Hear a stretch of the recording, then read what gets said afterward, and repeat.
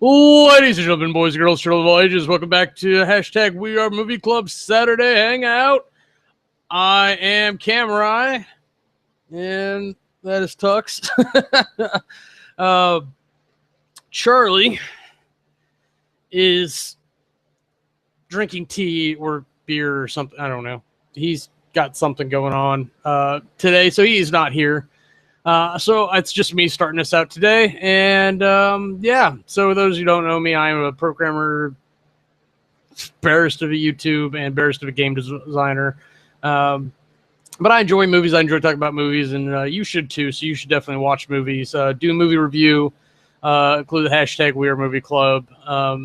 Because every week we pick a movie to review, and we do stuff, and this week's pick is Pulp Fiction, so we will take a minute to talk about that.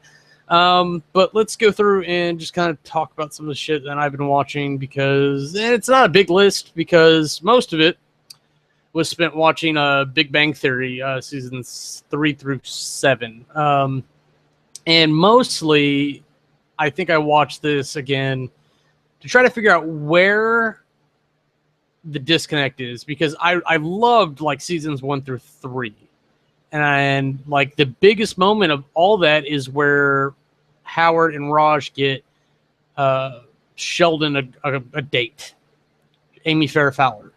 Amy Farrah Fowler is the biggest thing in the first 3 seasons. She's the tipping point to go to the 4th, and she's the I've narrowed it down. It's her. It's that character that changes everything, because yeah, it is kind of a boys' club when everything starts up, and that's fine. I mean, it's just what the show is. If you don't like that, you don't want to watch that, then you don't watch that. There's nothing wrong with it being a boys' club. But it was centered on them being nerdy and geeky or whatever. Hey, and I'm joined by the lovely Syd Kam. Hello. Hey, I don't know if you saw, but I did drop you an overlay for in the drive. Oh, let me check a lickle. Check a little lickle. All right, I'll keep ranting about Big Bang, and then we can get into other stuff, if you don't mind. Sure. So my point was that Amy Farrah Fowler changed everything. That's where we started integrating more women into the show. And yes, it's great that it evens it up gender-wise. And it starts growing the guys, because a lot of the jokes were them being geeky and nerdy and not knowing how to deal with women. That was the big premise for season 1 through 3 with Leonard and Penny. And as everything grows, it's great that they do things. But CBS especially seems to have this thing where they want every show to be Friends, where like it goes for like 10, 11 seasons or whatever, and it has this epic ending. And we didn't get that with How I Met Your Mother, because that didn't fit the formula at all. Big Bang has an opportunity to fit that formula, but I don't think it's the best thing for the show, because that's not the original premise of the show. The original premise of the show is like, hey, look at these nerdy guys trying to deal with the world, and like you're supposed to be on their side while they deal with the normal world being the antagonist, because they don't have the social skill to match up. And I think Syd and I might be able to relate to that here and there. Yep. So are you not fond of the female influence on the Big Bang Theory then? Is that what you're saying? The what? The female influence on the Big Bang Theory? I'm all for there being female influence. I'm for there being characters, but they've tried to. The way they went about it is that it feels like we're watching 2 shows simultaneously in one show. It feels like we've got the Big Bang Theory, which is centered on the guys from Howard, Raj, Sheldon, and Leonard. And then we have Penny as a plot device, is what she started as. And I'm glad she grew into her own character. But now we kind of have like the Penny show and the Leonard show. Yeah, I can see that. And it's awkward. I think it would have been better if they had, like, if once they got the female cast sorted, if they had centered it into it, because that's how they tell the jokes and they tell the story, is they have the stuff going on with the girls and the stuff going on with the guys. And if they'd split that into 2 shows and had them overlap, I think it would have worked excellent for what they're doing with it. With that said, I'm not really a big fan of what they're doing with it. I would have rather it been focused on geeks dealing with the normal world, or the non-geeky world, even, and like kind of just more incorporated like some female nerds. Which, I'm sorry, go ahead. I said sort of more like the Sheldon storyline, because he's just probably like, you know, the most disconnected from the real world as you can get, pretty much. Yeah, and he's by far the most interesting character in the show. Jim Parsons has done an excellent job with that character. I would say next up is probably Kuthar Pauly. Yeah. He's gone through a lot. That character really, as much as I hate to say it, I really kind of liked him as being the antagonist in that one season. Are you familiar? Remind me. Well, every season they try to stick to a like a protagonist antagonist thing, and so there's kind of a theme going on of who's the center protagonist and who's out of the people they know who's the antagonist. Howard kind of starts out as the dick in season 1, and slowly as Raj starts talking more, and he starts, especially after he starts drinking, he becomes like this huge asshole that just fucks with everyone. Which is fine. Get your butt out of my way, cat. But like they like went one step too far with it, I think. But I still like him as the asshole. I thought it was a fitting role for him. But they got rid of it. I'm sorry, go ahead. For Raj? Yeah. Raj being the asshole versus Howard being the asshole? Well, yeah, because and no one needs to be the asshole. The thing, but that's why they bring Barry in from time to time, because they need someone to be a dick, and they bring Zane in for the same. Zach. Sorry. It depends what's going on. Like, 'cause Zach was a good rival for Leonard. Yeah. And then you bring like Stewart in, which is I think a great character. I wish he was in there more. Yeah, they should bring in more Stewart and more. I want to see more Kripke. I mean, I love Kripke. If they could find a way for him to be a redeemable character, I would love that, because I think he's fitting with the original theme of the show. Or more. What's his face? Will Wheaton. Yeah, I love it every time Will shows up on the show. I don't think he's ever detracted from the show. No, not at all. Which I think some of the other celebrity guests that they have on have. Data, like the guy who plays Data. Oh, yeah. Like, that was like, why? Like, I get that we needed an asshole, but...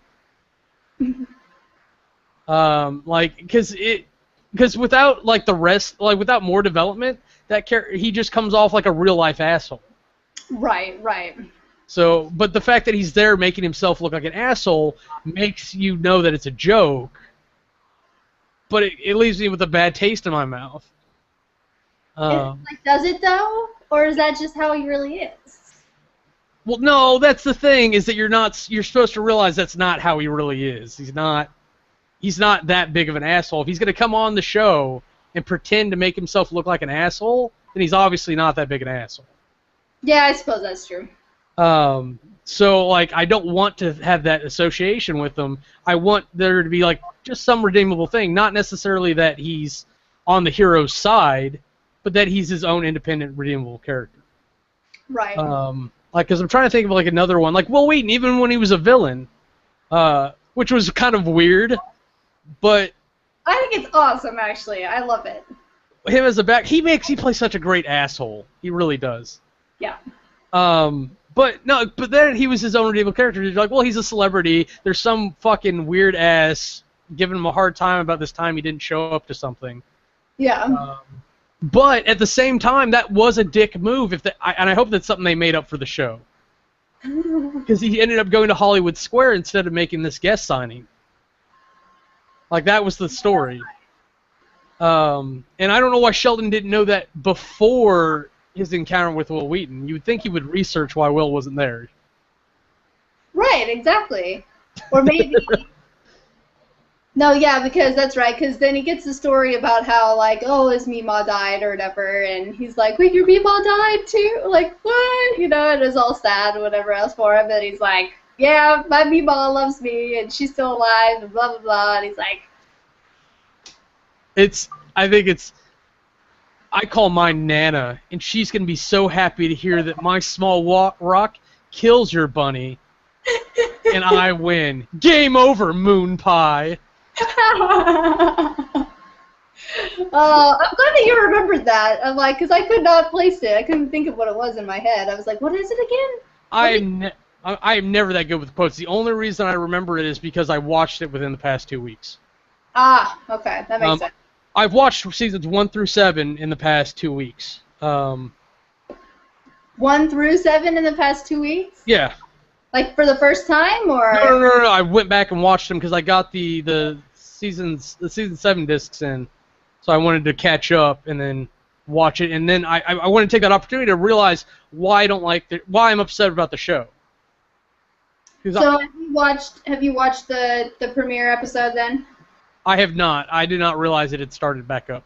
Oh, okay, good. I wasn't sure if that's what I was coming into. I'm like, oh man, I hope he's not talking about the premiere episode because that just aired on Monday, I think, and I haven't had a chance to watch it yet. So. Oh, it's on Mondays now? Yes, they moved it to Mondays. That's fucked up because it used to be on Thursdays, so I just watch it on Friday. Because CBS is still weird about getting their stuff online. At least CBS, ABC, and NBC have started to put their stuff out there on online at least the same day, if not the next day. Yeah. For their shows, so I can watch it that way. So that gets me talking about it. That gets me letting other people not wanting to watch it, and that gets them gets me watching their commercials, which is where they get their money from advertisers. Right. Any of the networks that have refused to leave or to go independent of cable, they're just throwing away money. Pretty much. Yep. Cable's a dead. In my opinion, cable's a dead technology, and we're just waiting for everyone to realize it. Pretty much. Yep. I don't know. You probably don't have cable. I definitely don't. I do only because it was cheaper for me to get it with the cable with the internet than to have the internet by itself. Seriously, they offered you less money for more product? Well, because like my promo internet price was ending, and so for it to go to the regular internet price was like a certain amount.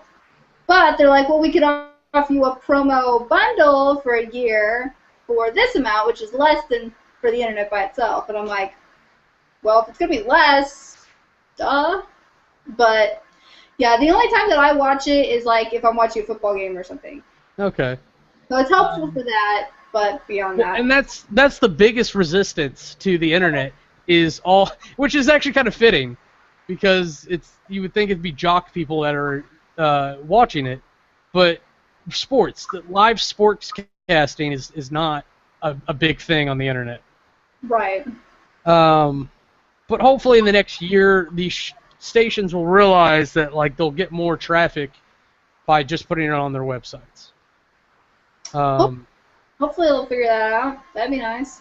And one that irritated me the most, I think, was Fox, because they and that was the reason why I ended up signing up for the Hulu on demand, was because Hulu. There's Hulu and then there's Hulu Plus. Hulu Plus. I have no idea why I'm a Hulu Plus member, but I know that every time I cancel it, I go, oh, that's why, and then I put it back on. Yeah. For me, it's because there are some programs you can't watch without it, and then there's some programs you can't watch, you can't watch it on your TV. You'd have to watch everything on the web, on a desktop, for it to work. You have to have Hulu Plus, watch it on your mobile device. Oh, they're originals. Yeah, they do have some original shows that come out. Yeah. Just like Netflix is doing. But the days of channel surfing are over. I know one person, and he's 65, who wants cable so that he can channel surf. But most people, if they're going to sit down and watch something, they're like, I want to watch this, let me sit down and watch this. Or they go to a list of things and they watch that thing.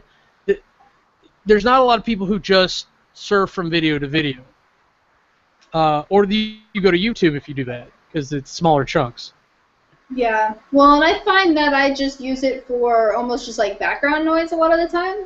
Like, I'm not really watching anything specific, so it's like I don't want to choose what I'm watching, so just whatever's on, and then, you know, I don't have to worry about missing something because I'm watching something specific or whatever, but it's just kind of there as background noise.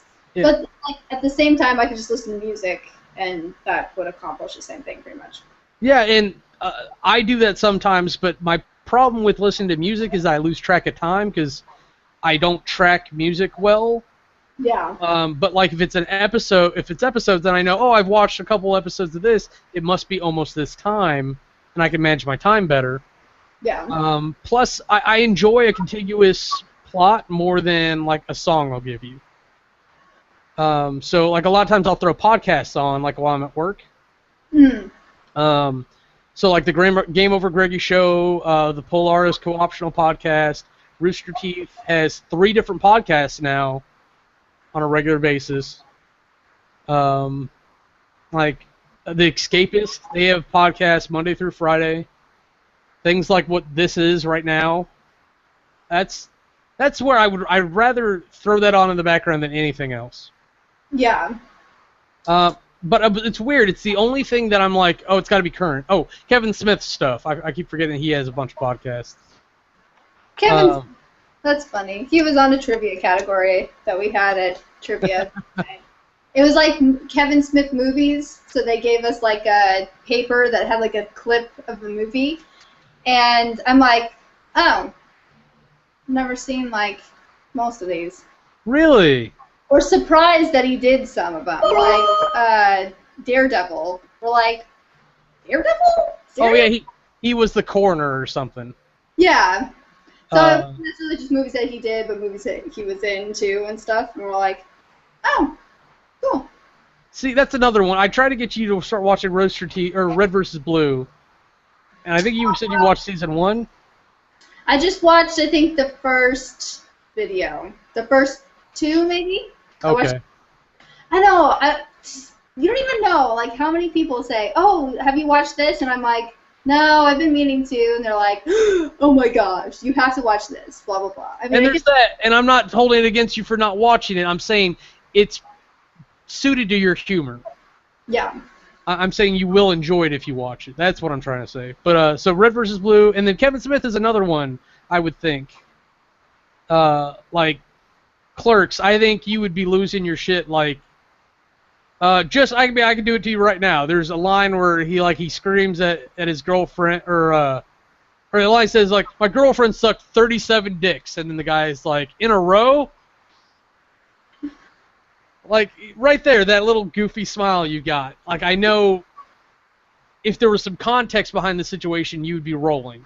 Yeah, yeah. Because it's all about like he's having a conversation with his girlfriend about like how many people you slept with, and he gives her a number that's like 20 or something, and he's like, or 18, and she's like, you're a pig, and like, well, how many people have you slept with? 4, and then like a guy walks in, and she's like, oh, that's Snowball. I was like, why would that be his nickname? It's like, oh, it's a blowjob thing. He likes it spit back in his mouth. Cynthia came up with it, and he's like, well, Cynthia can be talked into anything. Like, why would you say that? Like you said, since they snowballed him. Like, no, I snowballed him. You never mentioned that guy. Like, well, I didn't sleep with him, but I sucked his dick. And it's like, well, like, how many dicks have you sucked? And she starts counting. And so the number is 36, and he's like, I'm 36? Well, 37.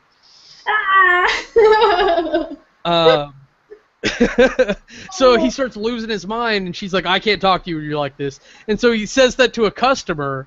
He's like, my girlfriend, or 37, my girlfriend sucked 37 dicks. He's like, in a row, and he runs after her. Try not to suck any dick on your way through the parking lot. And then like another guy follows her, and he's like, hey, you come back here. So like the whole movie's made up of like clever, dirty humor like that.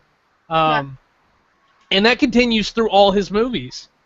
Even Red State, like, which is a very un-Kevin Smith movie, but I really like like that movie too. And Tusk just came out for anyone who is listening. I want to go see it, but I don't know if I have anybody to go see movies with. Sometimes you just gotta go see the movies by yourself. That's how I roll. It's then I gotta be like, well, look, okay, it's a waste of my time, or is it a waste of my time? What else can I be doing then? Like if I go see it with somebody, then it's like I feel better about it. I feel like I get more out of it. Yeah. Like I might go to a gaming group tonight with a guy from our other gaming group just to check it out. And to me, that's worthwhile because I get to go play some games and meet some people. But otherwise, if it was like just me, then I have to be on the fence. Like, I could stay home and get some stuff done. We can do that. Yeah. That makes sense. Yeah, I do too many things. Trust me, I know. I'm like, you know what I've got going on today? And this was, I actually did a Naked Truth blog today. So Ooh. I've had like many people like message me like, where you been? And are you gonna do Naked Truth again? And whatever else. So, and it was about like time organization this week. And so I was like running down all the stuff I had to do today. I'm like, okay, so then like I'm going to this birthday party at 3 o'clock. And then I'm supposed to go do this other thing later tonight, and I've got to, I'm supposed to meet somebody here, and I got to get gas in my car, and I have to clean out my car, and I had to shower, and I'm doing this hangout at 1 o'clock, and I'm trying to blog with you guys, and blah, blah, blah, blah, just like all this stuff. So, yeah, lots of stuff going on, but it's fun. Like, we're going to this game cafe down in Seattle, and so, like, they either have, like, a bunch of board games there that you can play, or you can bring games and play and stuff. So it's a coworker of mine. It's his birthday, and his girlfriend, who's like my new little friend that I've made. She was planning it and stuff, and so yeah. And after that, I'm supposed to go play whirly ball. Have you ever heard of whirly ball before? I have. It's like a mixture of basketball and what's that stupid game from Tron? Is it like lacrosse or something like that? No, you've got the scoop. Like, yeah, you know what it is. I'm trying to remember. I may be getting it mixed up with something else. But what I'm thinking of is the game where you're in like a little go-kart or whatever. Yeah, and then you've got the scoop, and you're trying to throw it into a basketball hoop. Yeah. Highlight's the game I'm talking about. It's a highlight scoop. Oh, okay.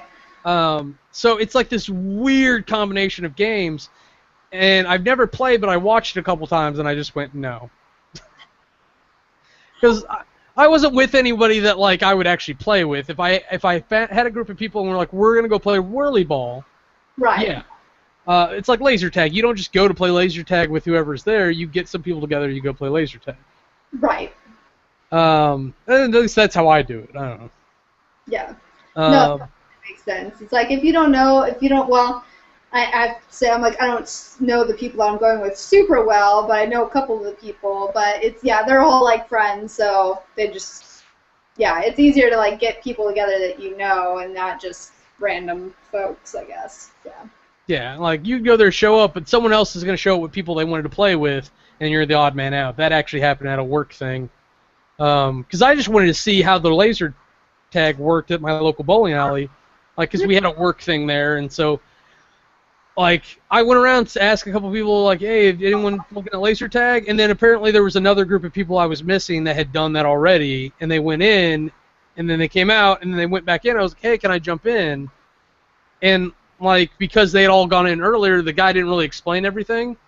Oh. So I was like, okay, this is how this works, and I tried to figure it all out. But apparently I was standing in front of the base I was supposed to shoot, thinking it was my base. And so I just sat back and defended it because I was like, okay, whatever. Because nobody went to each base, there was no air horn to start it.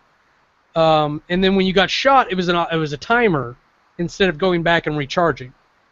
Oh. Which I think is bullshit. I think recharging is the way to go.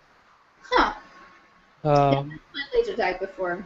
I've always wanted to, but it's like paintballing, Like, it's the same mentality. It's like, you're going to go out, you're going to play a competitive game against each other on teams. It's fun stuff, but you've got to like have some kind of structure to it. Otherwise, you're literally just running around the field shooting each other. Yeah. It's not a game at that point, and that's fine if you like doing that. All right, I only watched like 2 actual movies this week because Big Bang took up a lot of it. I watched 2 movies last night. What'd you watch?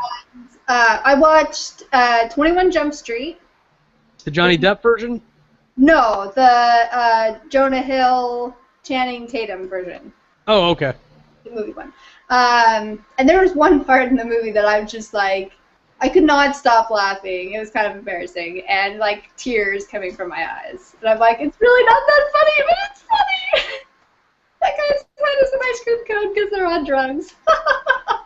Just stupid stuff like that. But that and Warm Bodies. Yes. It's such a good movie. Let's talk about Warm Bodies, shall we? Yeah, let's do that. Okay, there's a huge thing about zombie movies. Like, people argue about, like, well, what's this zombie? What's that zombie? This movie breaks the mold on that whole conversation. Totally, yeah. These are, like, totally new zombies.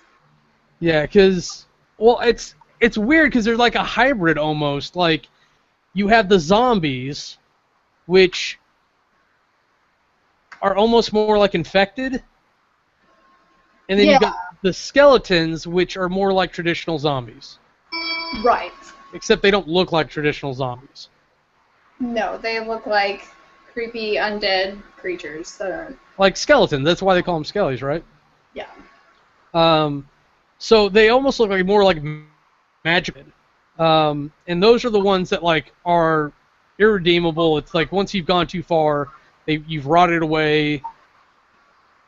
So like I don't really get like the mechanics of it all, other than like you have a point where you're still redeemable. Yeah. So like the one scene where he's like kind of right in the beginning of the movie when they're trying to explain it all, and he's like looking at the guy over there, and he's like peeling his face. He's like, "Oh no, don't pick at it, man! You're making it worse." Like, you know, talking about it in his head. The guy's all like peeling his face away. It looks like that's kind of like the starting of like you've lost yourself and you're pretty much on your way out, I guess. Yeah, because like all your living flesh is falling off. Yeah. I think is what it is. But so like at that point, like it's never really clear either if it was a bacterial or a viral infection. I think he even says specifically at the beginning, like, we don't know how it happened. Yeah. Okay, so there's that, and then so it's very unclear if the zombies had died and became zombies, or if they were living people who just were contaminated somehow. Right? Yeah. I guess it wasn't particularly... I mean, you would think it would be important to the storyline, just being that they're trying to accomplish something specific to that whole situation towards the end of the movie. But I think it was more kind of supposed to be based around, like, the love story sort of thing. At least that's how it came off in, like, the commercials and stuff when I first saw, like, previews for the movie initially. It's like, oh, human falls in love with a zombie. How's this supposed to work, sort of thing. Yeah. Well, it's a zombie that fell in love with a person. It's a zom rom-com. Yeah. A zom rom-com.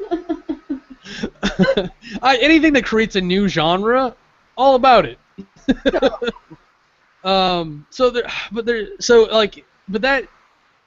That it breaks the mold on another front too, because we've had the intelligent zombie conversation. You and I have both been involved with Harry Movie Club before. I think it was, and then so it was like there was something going on with that, and then for pick 5 of We Are Movie Club, I think it was Land of the Dead. It was Clay's pick. There was an intelligent zombie in that was like trying to lead the other zombies. And I have so many problems with intelligent zombies. Because it doesn't seem like it should be a thing. What's your opinion on intelligent zombies? Well, yeah, I mean, like, the whole premise behind a zombie is that they're just not living. They're not capable of rational thoughts, and that's basically what they are. So to make it different than that is basically essentially making them not zombies anymore, technically. Yeah, so yeah, to me it becomes, there's a difference between zombie and undead. Like, not, like, all zombies are undead, but not all undead are zombies. I'm confused. I'm just kidding. Did you follow me or not? It's fair if you didn't. But no, because you can have sentient undead. Like, there are other universes. I'm gonna pick the Anita Blake Vampire Hunter series. It's books, but her job, her day-to-day job, is that she raises zombies for a living, so that loved ones can say goodbye and everything. But if they stay a zombie, if they stay raised too long, things start to happen, or it saps energy from her. They start to rot, things like that. So they're sentient in the beginning, so they're undead, but they're not a zombie until, like, they start to lose their mind. Oh, okay. That's my perspective of that world. So that you have zombies that have already lost their mind, they're not sentient anymore, and then they start to get smarter. I don't like it's not zombies to me. You have something else in the mix. Well, I think with this that they probably should have done something like there was something that they ate or something that they did or something in their environment that caused them to now have these new emotions or whatever. And I don't think there was anything specific to that. I mean, they've been eating brains all this time and getting the memories from the brain or whatever. So it's like, was it supposed to be that was making them human again, sort of? Like eating and obtaining the memories of the person's brain that they were eating? Which made me very upset that happened to Dave Franco, because I am a Franco fan, and I just was upset. I'm sorry that your man Candy died. But no, but okay. So, like, but as they explained in the movie, like eating them gave them like brief flashes of memory for whatever reason, and so, but like they couldn't hang on to it because by the time they got hungry enough to kill another person and eat their brains, like they probably didn't have any of that. Like he could barely remember who he was. Right. So I think it was a combination of eating those, having those emotions, and then seeing someone that triggered the physical emotions. And then just reinforcing it over and over again. Like, yeah. And that's looking at the mechanics of the movie, like that, not necessarily our opinions on how zombies should work. But so it was the fact that he ate someone that was in love with her, and then he had, I guess you could argue a lot of different things, but the fact that like that was happened there and is reinforced, he had that urge to protect her, and he followed through on it, and it just kept happening. So eventually, like, those associations were made. Did you ever see Memento? Yes. That is actually a really great example of what I'm talking about. The Sammy Jenkins. The whole thing with Sammy was that he had memory, like short-term memory loss, but he should still be able to build physical associations. Following me? Yes. So we're looking at the same thing here, that like they're losing their long-term memory, but their physical associations can keep being reinforced until you learn that by muscle memory, and so you can kind of teach yourself how to be something, in this case, human. Yeah. So yeah, I mean, I guess it's what am I trying to think? Yeah, I guess it's just sort of trying to figure out. Oh no, I've lost it. It's gone. But what do you think overall of Warm Bodies, other than like the controversial subject matter?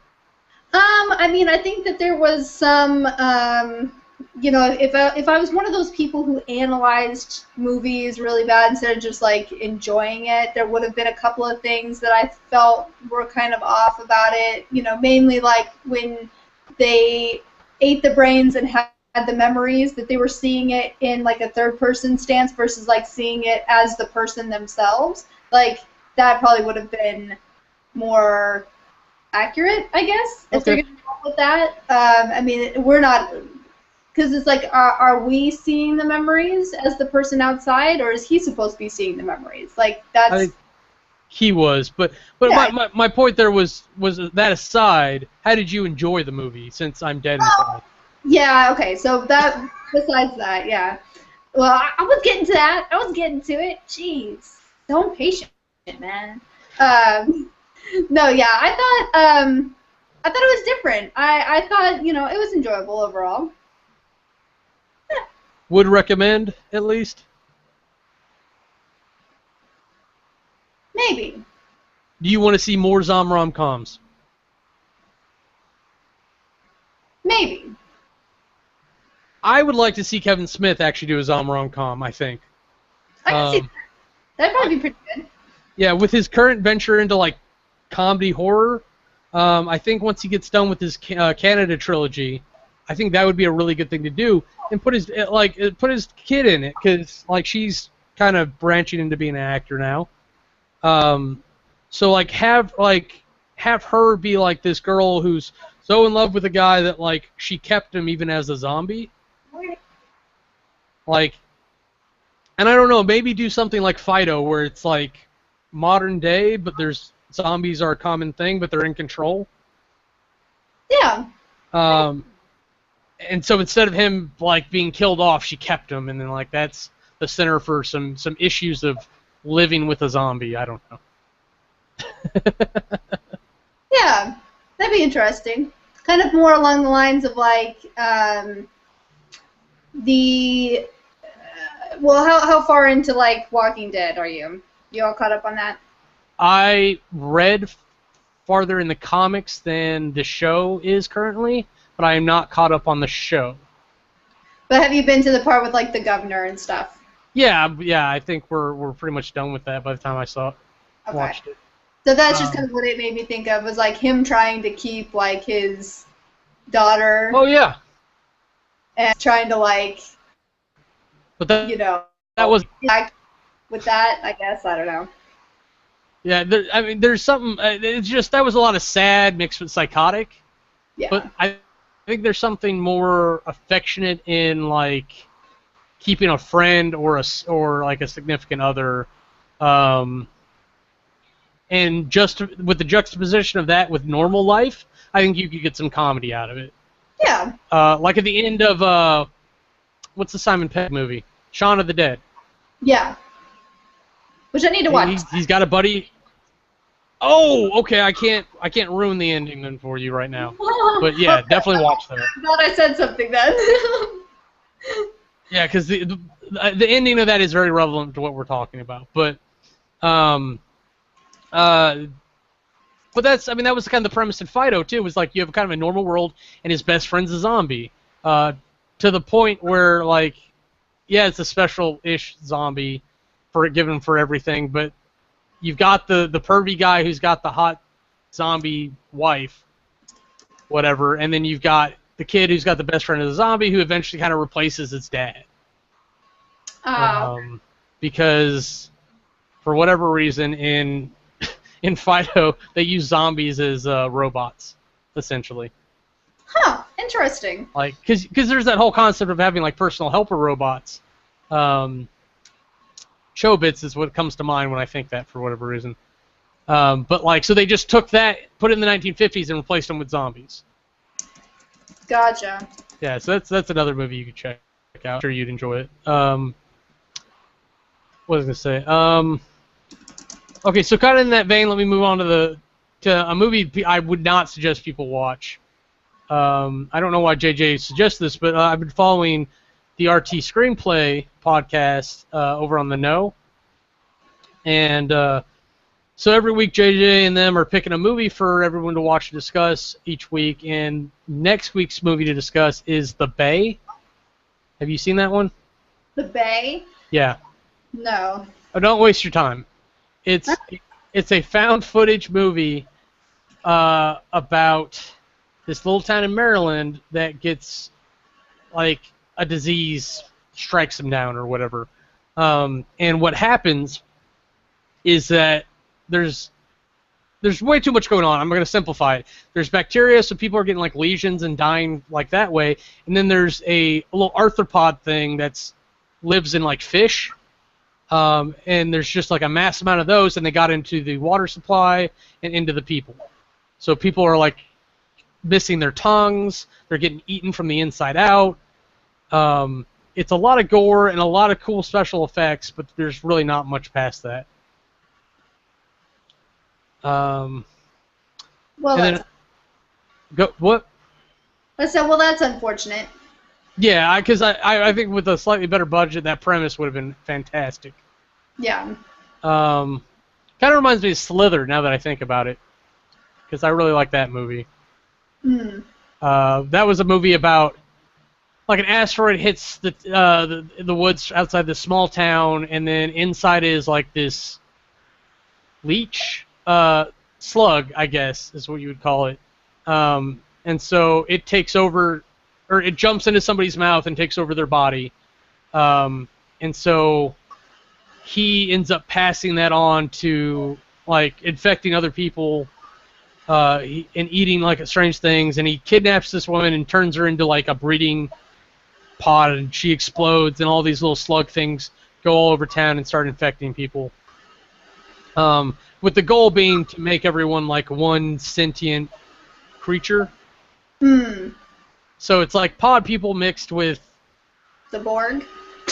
Yeah, it's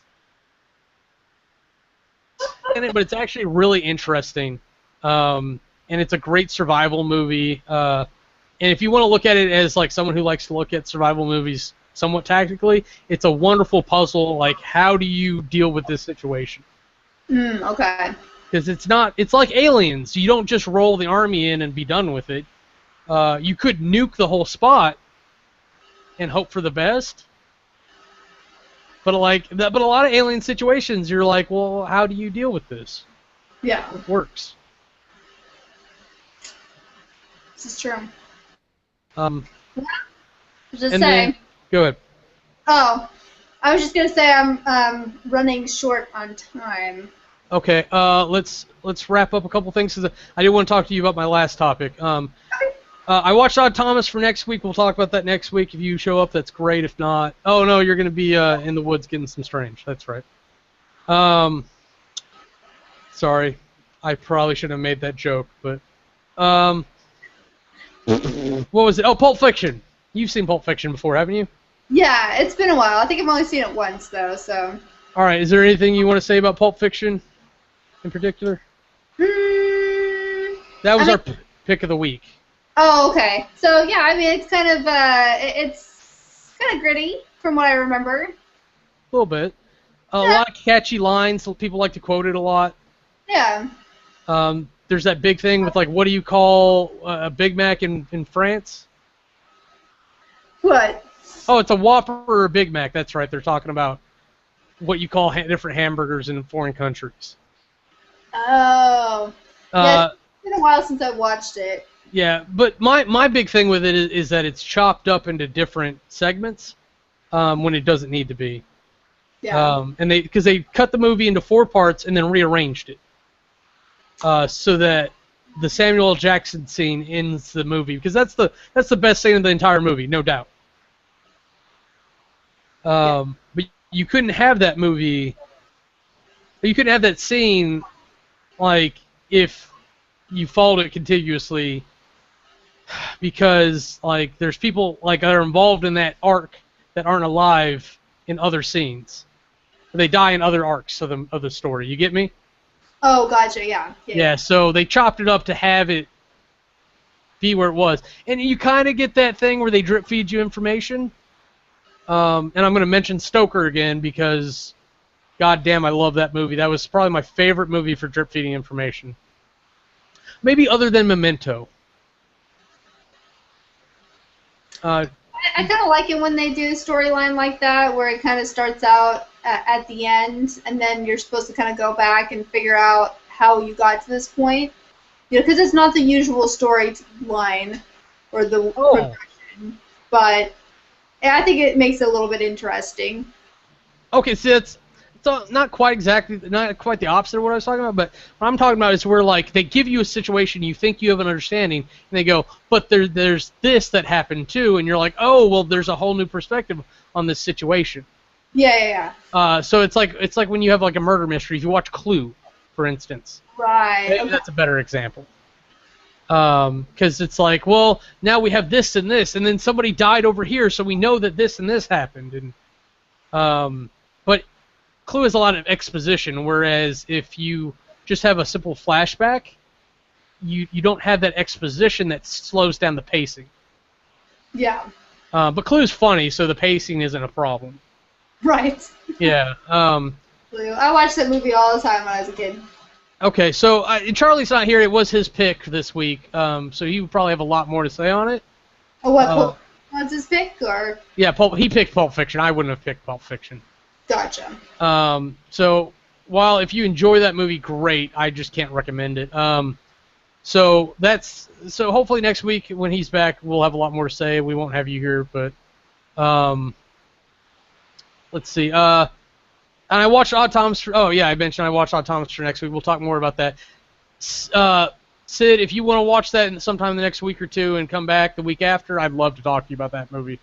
Yeah, for sure. I love it so much. I'm so glad I got a chance to watch it again, and I've been waiting since RT Screenplay did John Dies at the End, because Odd Thomas feels like a better version of that movie, or at least it's in the same direction. Okay. John Dies at the End is just a weird, fucked up movie. I just couldn't remember it when I watched it. And I was like, oh yeah, I've seen this before. Fuck. Why am I watching this again? Yeah. I know you're short on time. I wanted to. I'm sorry. I'm not trying to step on you. Sword Art Online. I started watching it again. I need to finish watching that. You didn't finish? What? I know. This is how much I like the show. I have to be physically restrained from watching it. Because I would watch it on repeat. No joke. How far did you get, though? Just when they first got out of the game, and then the girl's in the hospital. Oh, so you've season 1. Yeah. Okay, if you are going to stop watching it before the end of the season 2, that is where you need to stop watching it. Okay. I'll be honest. Because so go ahead. Season 2, though? Season 2 is okay, or eh? I like season 2, but there are some problems with it. People hate season 2 because I think season 1's so good. There are people who don't like the concept of being trapped in a video game, so they hate Sword Art Online altogether. So they like season 2 more than season 1 because they don't like the entire show. But I think the first season is so moving and so powerful that like anything that would follow that is bad by comparison. Yeah, it'd be kind of rough. And then season 2, a fair warning while we're on the topic, the whole premise is that Asuna doesn't make it out. And there are some kind of rapey scenes. Right. And that's the biggest complaint about it. But if you look at everything, and I had some very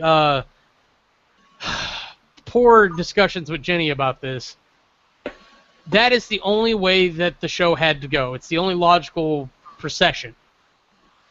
Because what if you're trapped in this game with people, and then everybody makes it out? What's the one thing that you can contend with after that? Right.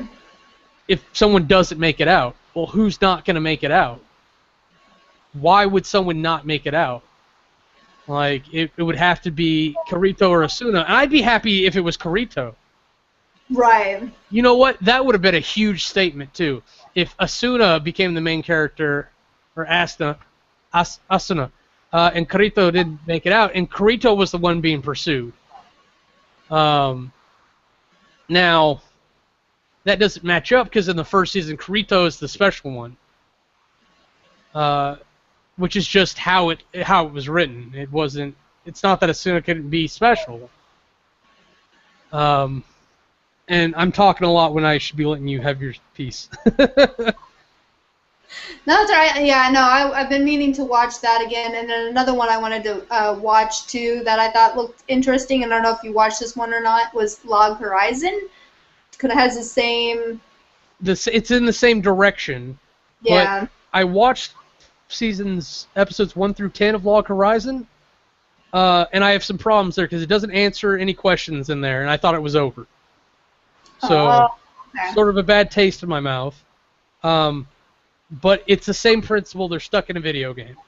Yeah. The characters are interesting, but it's a wholly different thing because they're just like, oh, we're trapped here. And they can die over and over. Right. Yeah, so it's like, oh, it's still just a game. Let's create this community. Let's have a government, and they do all these things. Where in SAO, if they die, they're dead in real life. Right. So I think people don't like the idea that their escapism into video games could lead to death in real life. Right. I think it's a problem people have. But I love it. I think it really is a way to like put a fantasy spin on a modern day world. Mhm. All right, Syd. I think you're probably about done on time here. Is there anything you want to say before you go? Not anything particular I can think of. Is there any big projects that you got coming up? No, I thought about doing that whole like, hey, look at me, I'm an adult thing, but I tried to hang up blinds in my house the other day and it went very poorly, so I think I'd be terribly embarrassed. It's like at least once a week I wish I lived close enough to drive over to you, just to hang out or to help or do whatever. But hopefully you can get those blinds up though. And I gave up and did tension rods with curtains.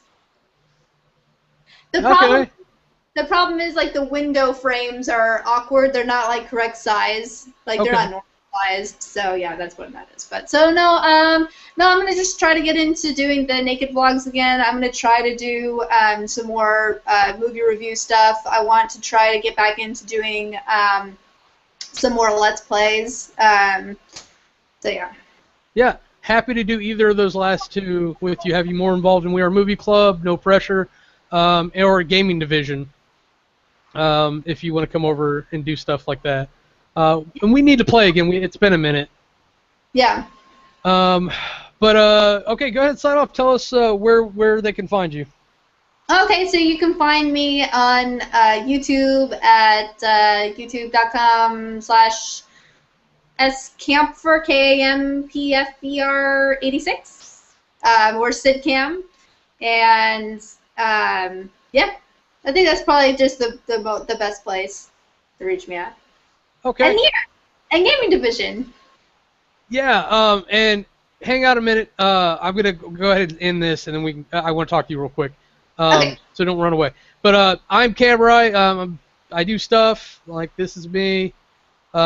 These are where you can find me. I do like thoughts and vlog stuff, gameplay stuff, movie review stuff on Jam on Toast, which is involved with We Are Movie Club, which is where you're watching me now.